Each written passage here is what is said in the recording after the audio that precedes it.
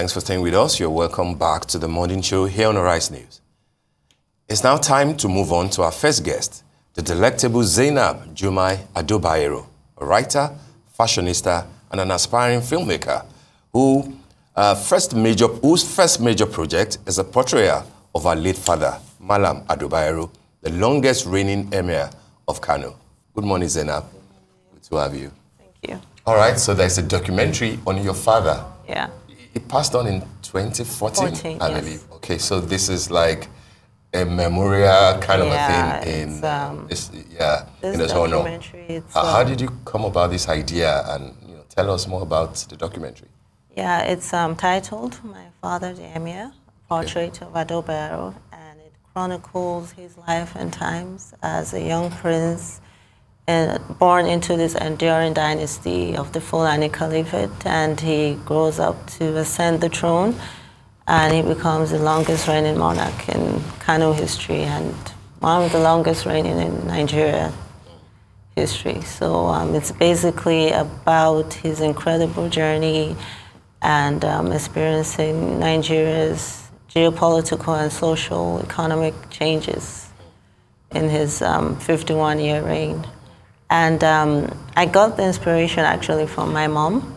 I was thinking of different ideas for my first project. She's a student, your mom? Yes, from Edo State, Auchi. Her father was the late Otaru. Otaru means is the official title given to the king in Auchi, Edo State. So she actually told me that this would be an amazing idea to make a documentary about my late dad, because he was such an incredible, iconic man in this country. He got to experience Nigeria post-independence to the first, second, third, fourth republic. So I also agreed with her that it would be an amazing story to tell. Well, you're not only a writer, you're a fashionista. Yes. Yeah. And how do you even juxtapose both of those? You write and you have a flair for fashion and filmmaking. Yes. Are you a designer as well? No, I'm not designing. No. Not yet. I would love to in the future sometime. Right. But I decided to begin with writing because it's just something that I became passionate about, being a reader. I read so many different stories, biographies, memoirs, and, chick lit novels. So at the same time, I read lots of fashion magazines growing up, always Vogue, Cosmopolitan, different magazines, as well as watching so many movies. And I guess it's a combination of all this that made me passionate about So this is your first film, and yes. It's a documentary about your father. Yeah. And, it chronicles a lot of, his past. I saw a little bit, a clip of it, if we can have that clip. Yeah. But I also wanted to talk to you about the situation in Kano State, back in 2019 when Abdullahi Ganduje had removed the 14th Emir of Kano, Sanusi Lamido Sanusi, and created those 4 different emirates. How do you feel about that situation now? Because as you know, Kano has always just had one emir. Yeah, I guess a lot of people were shocked by that unprecedented act, because Kano has always been one emirate and is ruled by a single entity, which is the Emir of Kano. So it was a great surprise to me as well when 4 new emirates were created. But, politics and, traditions seem to be colliding these days. And I can't say why, but maybe times are changing, I guess. But I guess it was a shock to a lot of people, and they kind of felt a little offended. But, you never know why people make these decisions, and I guess that's what people thought, this is a great change. After a 1,000-year emirate, for it to be divided, it was really shocking. And I was also shocked, but I guess that's what comes when, with time, things happen, changes come about. But when my father was there, I mean, it was such an incredible, beautiful moment. You know, he ruled for 51 years and he was the only Emir. So it was beautiful to watch that. I like the fact that you've spoken about that experience. Beautiful to watch. I mean, first off, this is your first project as a filmmaker, so I would like to talk to you more about that. What that experience has been like. You know, that connection as a filmmaker, but also the emotional connection to the subject of your film. Yeah. So I want to know what that experience was like, one, and secondly, we all read and saw your father from afar, but as his daughter, I'm sure there would have been things that you would have seen behind the scenes, your fondest memories of him. Can you share maybe some of those, as well as your experience putting this film together?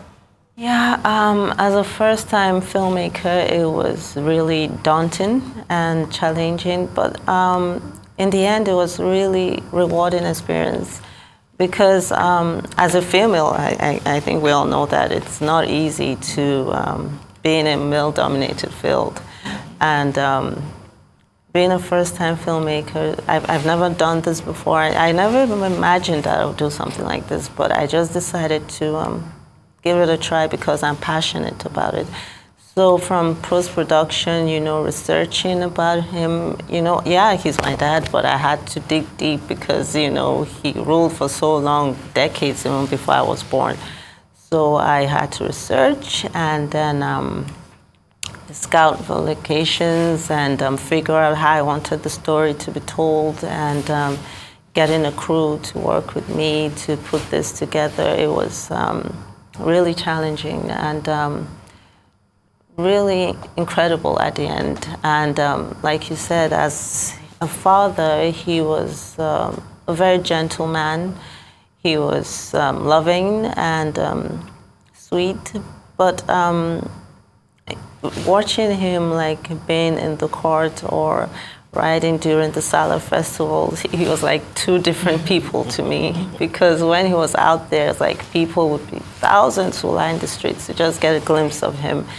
And then when I was with him in private, he was not wearing his regalia. He would just be dressed in a simple manner and he would just be my father. But it's like when he's out there, he's like this iconic, amazing man. So it was really amazing.